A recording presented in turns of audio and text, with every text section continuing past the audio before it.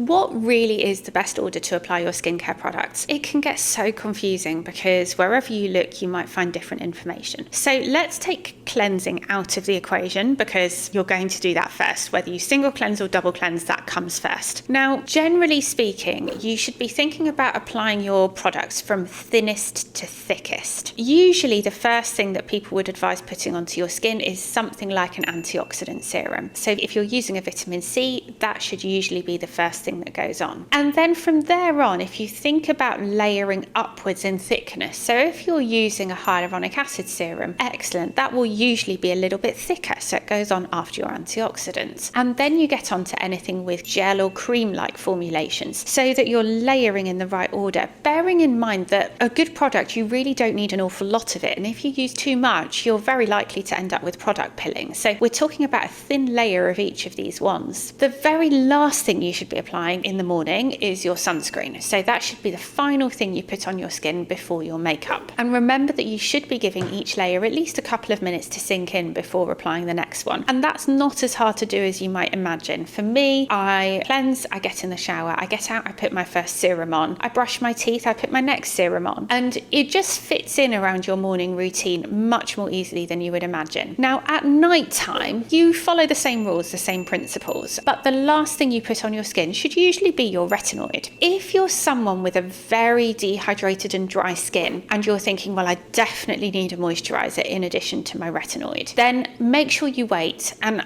preferably for me, if I'm doing that, if I feel like my skin needs more hydration, I'll do my skin routine when I get in from work, and then I'll wait before I go to bed. I'll put a moisturizer on. So I'll leave that interval for as long as possible between retinoid and moisturizer. In an ideal world, retinoid is the last thing that goes on. So what would happen if you put them on in the wrong order? Well, often it can affect the absorption. So for example, if you apply a really lipid-rich cream or a face oil, and then you try to apply something more thin and water-based on top of it, you'll find it just runs off your skin and it doesn't absorb because you've created a barrier there. So it is important to think about this because we want to get results out of the products we're using, and we also don't want problems like pilling from using products in the wrong order.